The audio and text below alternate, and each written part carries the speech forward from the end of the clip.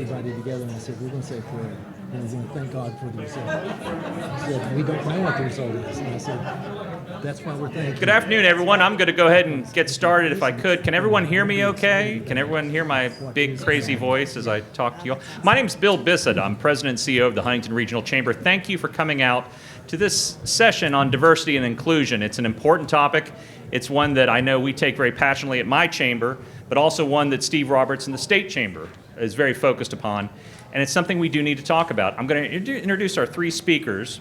Then I'm going to give them time for brief opening comments. We're going to shorten our program to about 45 minutes, try to get us back on track, or more importantly, get people to the casino, whichever one you prefer.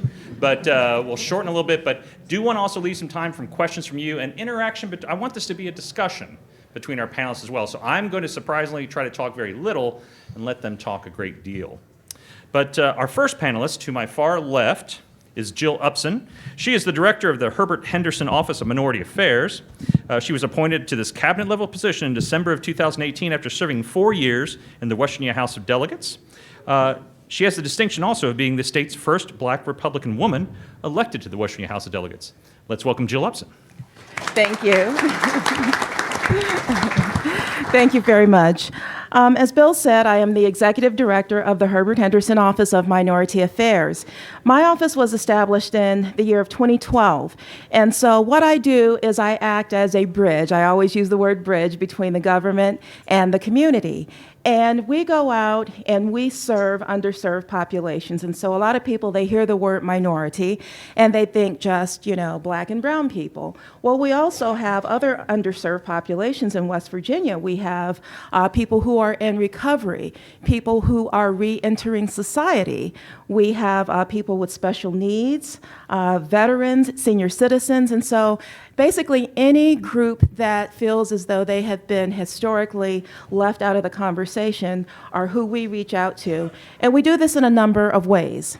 We have what's called listening tours. And so we pick targeted communities based on population, based on demographics, and we take all the resources of the government directly into the community. So I travel with maybe 12 to 15 representatives from state government who go with us to answer questions that the community might have, concerns that they might face in their community. And a lot of the concerns are very geographically specific. So the feedback that we'll get in Huntington is very different from the feedback that we got in Kaiser.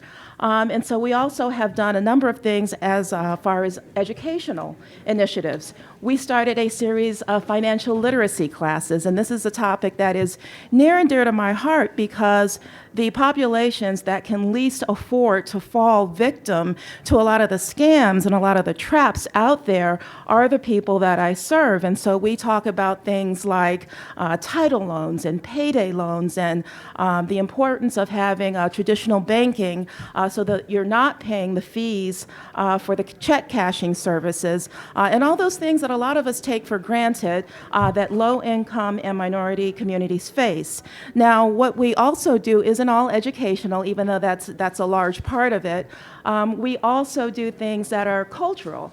So we did a very large Juneteenth event. How many have heard of Juneteenth?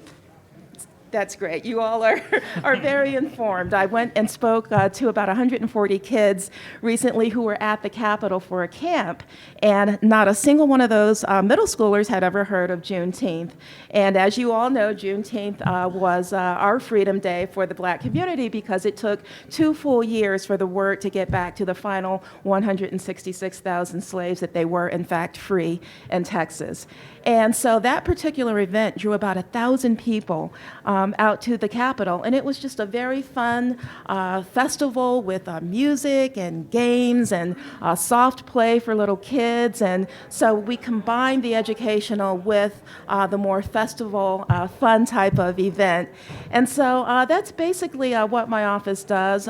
We are required by law to do 4 of these listening tours and 4 events. But as I said, when I came in, I really wanted to to expand the impact of the office, to really to grow what we were doing, to let people know that we exist. I don't want anybody to ever say, hey, wait, I didn't know West Virginia had a Minority Affairs office. I want everybody to know that we have a Minority Affairs office and that we serve a lot of different communities. So I'm glad to be here, and I look forward to your questions. Awesome. Thanks, Director Hobson.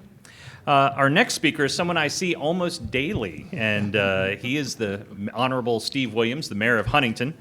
Steve Williams was first elected as mayor in Huntington in 2012. Since taking office, he has utilized his diverse background to shepherd a renaissance in Huntington. Under Williams' leadership, Huntington was the $3 million grand prize winner of the America's Best Communities competition in 2017, something we're incredibly proud of back home. And I will tell you that Mayor Williams' brother is across the hall doing a very boring panel discussion on tort reform. So it's great that he's here with us, and he takes no joy in how much fun this is compared to the exciting topic of tort reform. Mayor Williams. So at the very end, we can get one of these chairs and I'll sit in it and you all carry me in there to let him know that this was much more dynamic than what he had in the meeting across the way. Just very briefly, because I'm sure there's some questions that will lead into this. When we won the $3 million America's Best Communities prize, that was a competition that was seeking for small communities around the country to put together an economic revitalization plan. When we would look at Huntington and we would see what we could do in Huntington, the one thing that bothered me the most is people just would say, well, we're just a small town. Why should we have small visions and small aspirations and small dreams because we live in a small populated area? So what we ended up doing, we put together a plan that defied anything that any small community, we knew any small community in America would attempt to do. But if you're going to do that, you have to lay a foundation. And if the foundation is crumbling, there is no way that you're going to be able to aspire to the greatness that you know that you have within you.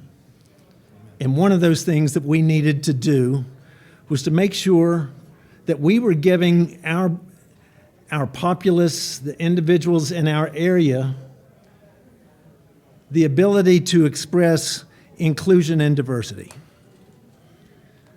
Because if we're going to fix our economic engine, then we had to have everybody on board. We can't have this so-called luxury of say, you, and no, we can do without you. We have to have everyone on board. And that was the foundation as to how we got started. It started with the LGBT advisory board, and the reason I wanted an LGBT advisory board, this 60-something white male, straight, I don't understand what the LGBT community is experiencing. And we came together so that we could have a safe place to talk about things, and they could advise me as to how we could structure policy within our community to be able to lift up opportunity there and to draw additional employment, additional investment into the community. Once we started that, we also saw we're being awfully restrictive here. We need to have a much broader group, and we created a diversity advisory committee that had everybody. It was as though we were saying, we don't care. This is the city that didn't care. We don't care what your color is. We don't care what your religion is. We don't care what your sexual orientation is. We don't care. We just want you to be here. And guess what? What I learned in my own business in private enterprise. I was in financial services. I was a stockbroker and had been an investment banker. When I was drawing people around and putting my team together, I didn't care. I didn't care what their ethnicity was or what their religious background was or what their sexual preference was. I wanted talented people.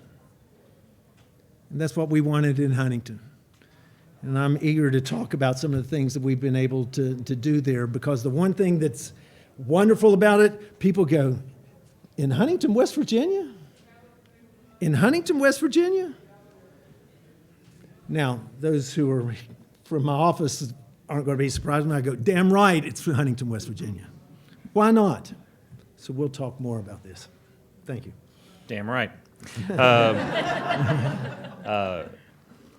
Our third panelist has a tough act of following Mayor Williams. Her name is Megan Trzynski. She's a Senior Director of Strategic Alliances and Outreach for the United States Chamber of Commerce. She manages programs and initiatives to help the Chamber create new business relationships and partnerships across diverse audiences. And when I talk to a politician, a business member, or anyone about diversity, and I kind of get that look like, why are we doing this? I go, well, you know, the U.S. Chamber believes in this. And it kind of has this, oh. And the state chamber believes, and our chamber believes, and pretty much every Fortune 500 company believes that diversity is something that will make us all better. So with that introduction, I hope she agrees with what I just said. Megan Trzynski. Yes, well, first and foremost, thanks so much for having me here today. I'm delighted to be with you all. So at the U.S. Chamber, one of the main goals of the Strategic Alliance and Outreach Division is to make the business case for racial equity. The U.S. Chamber has teamed up with the Kellogg Foundation. And what the Kellogg Foundation found is that by 2050, the U.S. stands to realize an $8 trillion gain in the GDP by closing the racial equity gap. So, you know, knowing that West Virginia is already number one in GDP growth, that's a huge number right there. But it's not just the right thing to do, it's also the best thing to do for your bottom line. There's a relevance in the correlation between diversity and leadership and financial output. And what's even more important is that it's not just something that these people or these companies that are doing it and doing it well are leading. It's those who are opting out of having more diversity and inclusion in their business are lagging behind. And we're really seeing that, you know, it's got to be measurable. It's got to come from the top. It's got to have your employees' engagement in it. And really, the more diversity and inclusion you have in your business, the more there's employee engagement, the better bottom line you're having, and the better customer orientation you're having. But at the U.S. Chamber, one of our main visions is to convene business leaders. We're here to understand what your needs are, how we can tailor those to your community, because as you mentioned earlier, Huntington is different from every other city in West Virginia, so what works here may not work in another area of the country. But also to really put in some recommendations to implement just changes that can cause greater racial equity. And so we've been doing that through a number of programs. The Kellogg Foundation is one I mentioned. We'll be traveling around the country and conducting 36 strategy sessions with different business leaders throughout the U.S. to really understand what are their companies doing? Do they understand? What can we bring back to DC? What can we share with other business leaders? Also, you know, in a legislative front, the U.S. Chamber was supportive of the Equality Act of 2019. We were also supportive of the Improving Corporate Governance Through Diversity Act of 2019. And for those of you who aren't familiar with that specific act, it really provides some organic model to how to build diversity among your corporate boards versus any sort of regulation being passed saying, as a public entity, you need to have X amount of women on your corporate board. You know, I think we all know that when you're told to do something, it's a little bit different than when you make the decision to do it and you make the decision based on what your company needs are. We also instituted a great program in 2018 called Next Gen Scholars. We have partnered with 2 historically black colleges and universities, Spelman College in Georgia and Howard University in Washington, D.C., where we take several of their students, bring them to the chamber for a summer internship program where they get to work with our policy shop, our congressional affairs program. But in that internship, they also get to go and travel to places like Chicago to meet with the CEO of TransUnion. They went to Las Vegas, which I know many of them were excited about for reasons that I'm sure you understand, but they got to see really what went behind in the gaming world, you know, the security behind it, the statistics, also what some of the different gaming industry is doing to help with addiction and other problems that surround that. So they get a really unique experience that they wouldn't otherwise have. And what's great is they go back to their schools, tell their friends, you know, I interned with the U.S. Chamber and I got to do this, that, and the other. But also, when they graduate, we might have a new employee to bring into our group in such an organic way that we hadn't had before. It's a program that we're really proud of and that we're doing quite a bit with. We hope to expand further beyond just, our Spelman College and Howard University partners. But I'm excited to hear, what my two panelists, colleagues have to say and what all the questions you have today. So thank you, Bill. Thanks, Megan. Very well done. Who heard Woody Williams, the Congressional Medal of Honor winner, speak today? Okay. Woody grew up not far from where Steve and I grew up, literally down the road. And when I hear him tell his story, I always get shook up because, I had a bad day, but I didn't have a day like he had years ago. And when I hear Woody and he uses some terms, which I wince because I think of people from Toyota in the room, but he's telling the story from his context. And context is the word that I'm using too much now. Every time I use it, I'm like, you just said context again. It's like the word my brain is always going to now. But I think when you talk about diversity, context is everything. It's who you are, and the world around you moves, but it's from your point.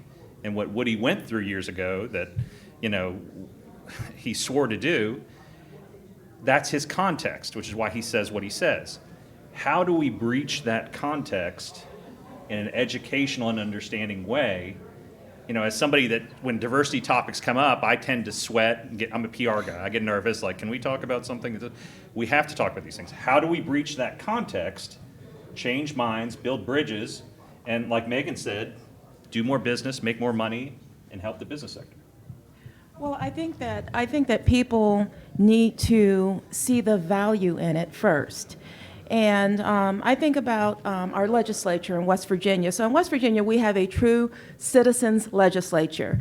And that's the way you get really good public policy. And I know some might debate that, but you get we'll just say a better product by having people who are diverse, who come from different backgrounds. And when you hear the word diversity, I talked to Bill about this before. A lot of times people just think on appearances, but when people are different on the outside, they also bring with them diversity of thought, diversity of experience. And if you're thinking from a business standpoint, you're going to get a better business policy. And if you look at marketers and when they do focus groups, I think they understand it. They see the value in bringing in a lot of people from a lot of different backgrounds. In addition to having good policies, both in the workplace and in government, it also acts as a barometer so that we can measure what's appropriate and what's not appropriate. And so in my work in the Office of Minority Affairs, I recently received a phone call from a gentleman, and we were just talking, and he was talking about a job that he had, and someone thought it would be humorous to, it's an African-American gentleman, to put chicken bones on his desk. Now, I don't know if this person was just hateful or if they didn't have that context that this isn't funny. And so I think the more that we are exposed to a lot of different people from a lot of different backgrounds, we can use that as a barometer to measure that we are behaving appropriately. Well said, Joe. And I think it's also your leadership being able to communicate effectively what it is and being truly invested and bought into it. If you have a leader that's just saying to middle management, go find me more women to be in here because we're getting scolded that there aren't enough women on our shop floor, that's not what diversity and inclusion is about. So really leadership being able to communicate that to middle management, to be able to cascade down why it's important, how it brings in more innovation into your company, your community, that's critical in sort of breaching that context. Very good. Mr. Mayor, I can tell your wheels are turning. Well, I view it in a dichotomy of measures. Because immediately what they were saying, I started thinking about when I was running my businesses and such, how we would be interacting personally and what we would be seeking to create an acceptance of diversity and inclusion within our operation. But the last 6.5 years has been stepping back. I'm trying to build community, trying to establish community. And as I'm looking at how to build community and to, as I said earlier, be able to strengthen the foundation of our community, I look at the word community. It comes from two words: common, unity. So how do we achieve common unity within our communities where we're standing together? As we were don't worry, I'm not going down the rabbit hole, but and as we were starting to deal with the opioid epidemic, I was invited to Friday prayers at the local Islamic mosque. They were just so welcoming. And I was seated over in the corner in the prayers and then respectfully observing. It was new to me, totally new to me. All the men were in the front. There was a wall, and then the women were in the back. And as they went through the prayers, at one point they asked me, "Mayor, would you like to come up and address us?" I was afraid to do it because I did not want to offend them. I said, "I'm a Christian, and I don't want to do anything to defile your holy place." And you could just see the love, the compassion that they had, inviting me to be up after that. We had that. Then they came out. What was absolutely amazing to me is just how absolutely welcoming, not only welcoming they were to me, but these were individuals who had moved from the other side of the world to be a part of our community. So many of them were doctors and professors and such, because it helps with the university right there. That brings some level of diversity. But then I was seeing just how enriched our community was.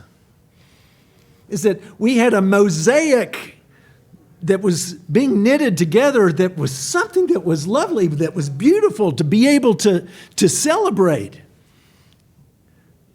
That made our community, our city, so much stronger. And what we see now is that as a result of that and other things that we're doing, how individuals are coming together in the faith community, within businesses. We'll talk about, we created what the idea is an open to all campaign. In essence, businesses or any institution didn't have to just put a sticker that is just saying, "This is a safe place. You're welcome to come in here."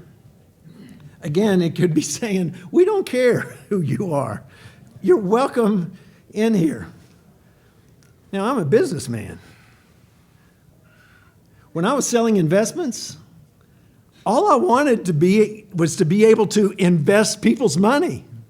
The money was money. Doing business was doing business.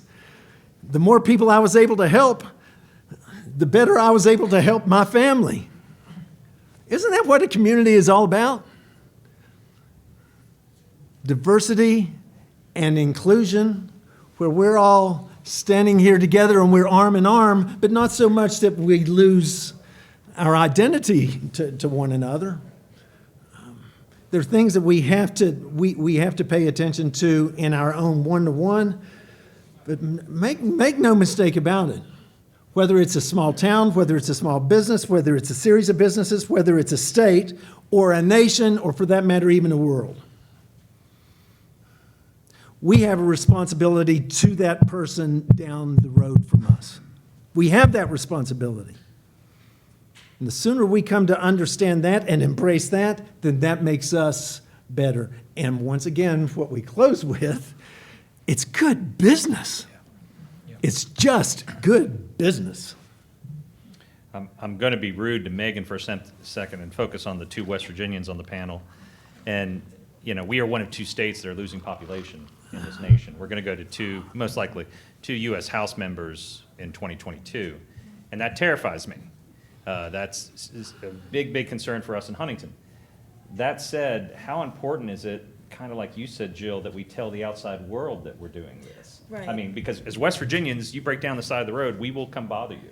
Mm-hmm. I love that about Appalachia. Right. But I think the perception from people that don't live here is we don't like people who aren't from here.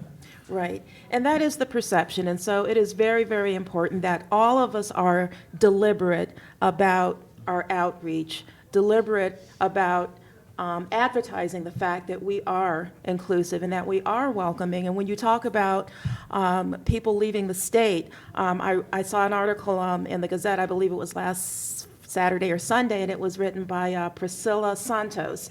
And I actually know Priscilla, and in her article, she talked about why she decided to stay here. And coming here from Brazil, she chose to stay because she got a job where she felt like she could thrive and to grow. And that doesn't happen accidentally. Her workplace had to be very deliberate about letting her know that as, an immigrant from Brazil, that she was welcome to work there. And so I think that it may be a little bit awkward and uncomfortable for us sometimes to have these conversations, but once you have that initial breakdown of the barriers that are up, I think a lot of gains can be made. And so we really do have to make a very conscious and deliberate effort, because on the other side, we have, especially with social media and in the world of politics, you have a lot of polarization. And so you're hearing the opposite message of what we want to convey as people who are welcoming being constantly put out there. And so we have to work just as hard to make sure that our positive message continues to go out. Well said. Mr. Meredith. I mentioned a bit ago the Open to All campaign. As a result of that developing, when I became mayor, there's a group out of Washington called the Human Rights Campaign. They have a measurement of communities around the nation, what they call the Human Rights Equity Index. When I became mayor, the score is at the top level is at 100. When I became mayor, Huntington was rated a 45. Now, anybody that knows me, if anything, I don't like to be labeled anything, and I sure don't like to be labeled something that is failing. So we got to work, started identifying what is it that we need, because I knew the level of compassion that was within the community. It belied the fact that we had a score of 45. So what do we have to do to fix that? I won't go through all of it, but Huntington now has a score of 95. We are one of 85, we're called an all-star community now, where any city that scores above 85 that is in a state that does not have a non-discriminatory legislation in place are listed in this all-star community. What thrilled me, I was out at the U.S. Conference of Mayors and I was meeting with another mayor from Sacramento and was talking about us having the score of 95, and he said, "You, Huntington, West Virginia, has 95?" He said, "Hell, that's higher than what we have." And I was, yeah. Each year we've started having a neighborhood picnic. Some were wanting to have a pride parade, and that was just something that just didn't seem to fit with the just the way things are in Huntington. And I said, why don't we have a picnic? I love picnics anyway. We have a beautiful park. If you come to Huntington, come to Ritter Park. It was named one of the top 20 public spaces in the nation by the American Institute of Architects. And we had, the first year that we had about 250 people showed up, and I was shocked. Last year when we had it, my wife and I came driving in to it, and I looked up, and there was cars everywhere. Tears just jumped out.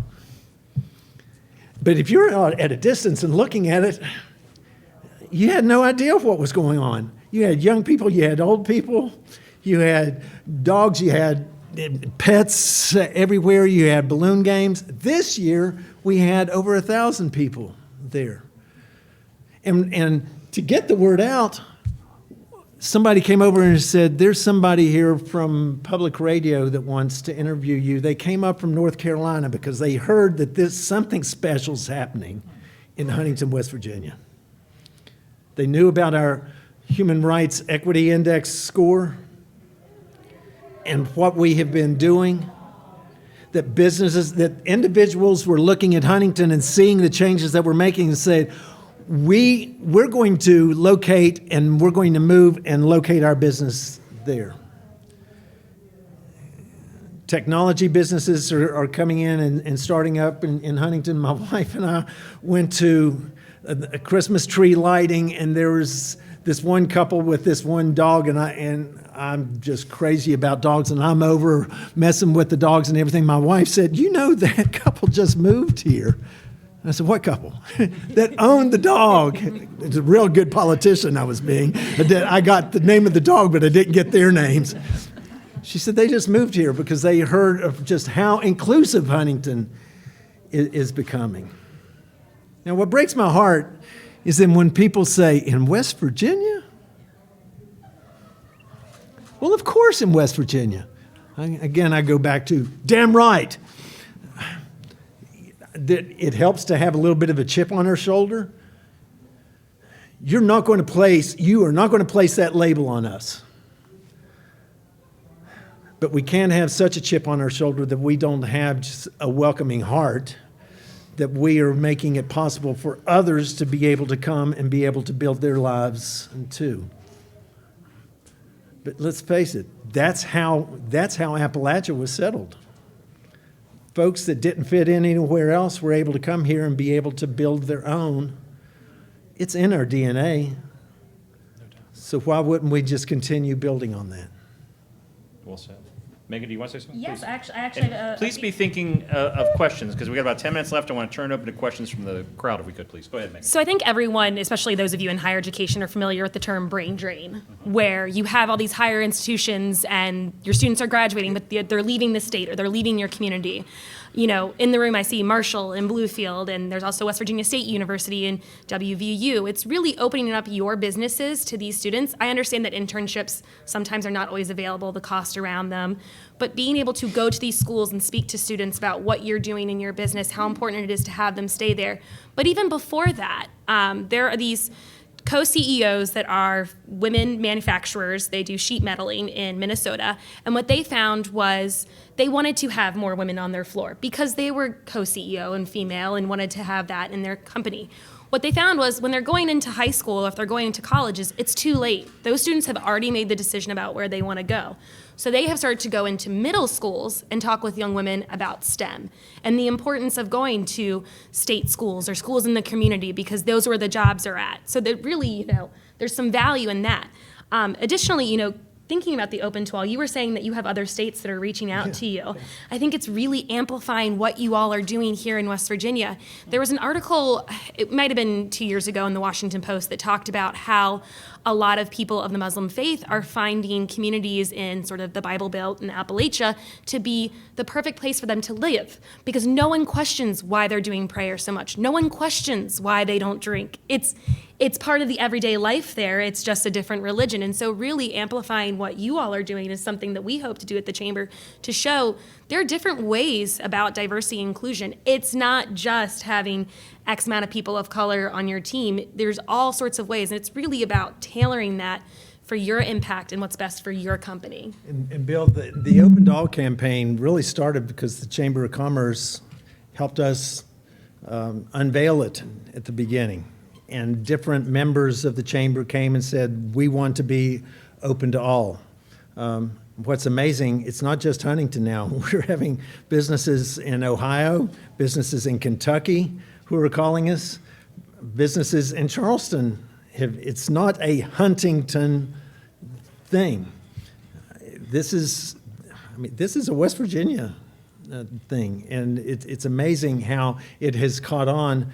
We had earlier this year, we had the 100th member step forward and become part. Now we're at 238. Just 138 more just in that little bit of time.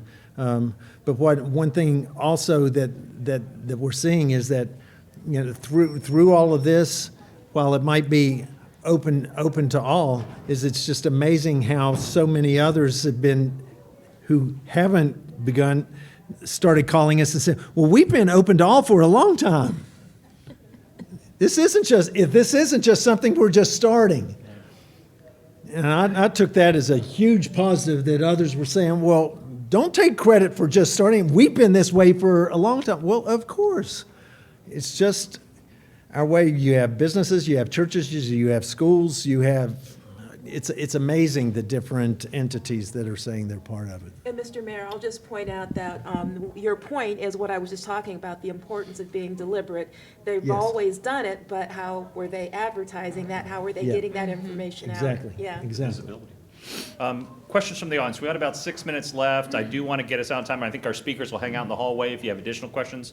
Give me some questions. Come on. This is a topic I know people think about a lot. In the back there, sir. Go. A little bit different, but I think I've seen recently where employment participation. A little louder, sir, so you could. I've seen recently, I believe, where employment participation has fallen below 50% in West Virginia. So how have you gone about trying to attract or identify underrepresented groups or folks in the workforce?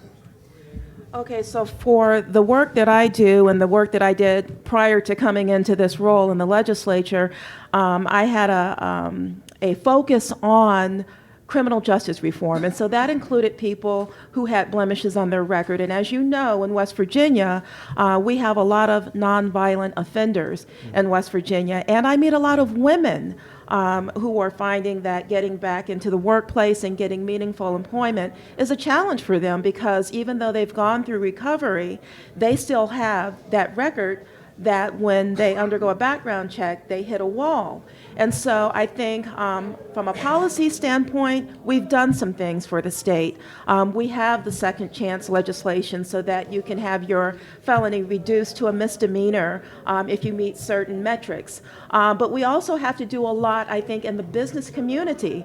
We have to be open to giving the person that second chance so they can sit down in front of an employer and explain the circumstances of their prior record. A lot of times, you know, they may be able to convince that employer that that part of their life is behind them and that they can bring value to the workplace. It isn't going to work out every single time, but if we open the door as employers to welcoming them in, and if you look at the number of job openings, not just in government, but also in the private sector, I think that that will go a long way in mitigating that particular issue as we continue to grow as a state, especially in manufacturing, if we would open the door to people who aren't, you know, the traditional employment candidate, that they have these blemishes on their records, that they have gone through recovery and are re-entering society. And so I would really just encourage anyone here who is in a hiring position to really consider that and talk to other employers who have made this a very deliberate part of their workplace to welcome re-entering people into the fold. Anyone want to add to that? Another question? Yes, sir. We're a company that actually scores 100% on the corporate equity index. We bounce around a little bit, but What's the name We'll of your be company? 100 this year. Well, I work with Cross Blue Shield. Oh, yes, sir. And I'm headquartered in a community that won't pass discrimination ordinances similar to what you did. So how did you do it, and how can we as a state look at it? So What was fascinating, what happened in Huntington, about 5 or 6 years before I became mayor, we have an 11-member city council, and the proposal was placed before council to create the non-discrimination ordinance, and it failed miserably, 3 to 8. I was a little bit worried about it coming up in ours, and it was something that was more organic. The community started coming together. In 2013, I was elected in 12, took office in 13, in late 2013, it passed 11-0. Nobody in the community showed up to speak against it. Now, what's interesting, West Virginia had the highest level per capita of communities who were passing non-discrimination ordinances than any other state in the union. I just finished as president of the West Virginia Municipal League, and it's amazing to me the number of communities that are doing those. I know the ones that are fighting it, but what I'm starting to see, the legislature, just as city councils as well, do begin to reflect the values of the community. And that's what we started seeing. Okay, time for one more question from the audience. Anybody got anything else? Brownie, you got something for us? Okay. Well, hey, first off, let's thank our panelists if we could.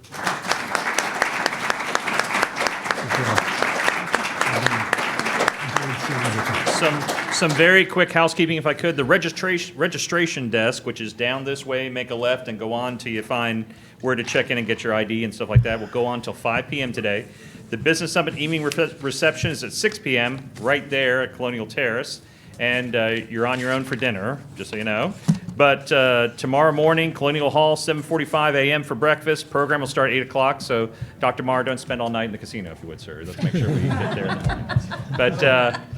But beyond that, thank you so much, and thank you for paying attention to this important topic. We all need to be working together on this because we all want to be open to all. Thank you. Megan. Good to meet you. You're going to be here all weekend? I am. And I apologize, my new business cards haven't come in Well, yet, but that's all right. Just shoot me an email. I'd love to connect you with our Corporate Citizenship Center. As we've developed a new sort of a new initiative all around LGBTQ and how to make it possible for business. So you and I need to visit. Hi, Joe. Steve Williams. I grew up in Athens. Okay. And my mom taught at Blue Coast. My dad coached at Concord back in the day.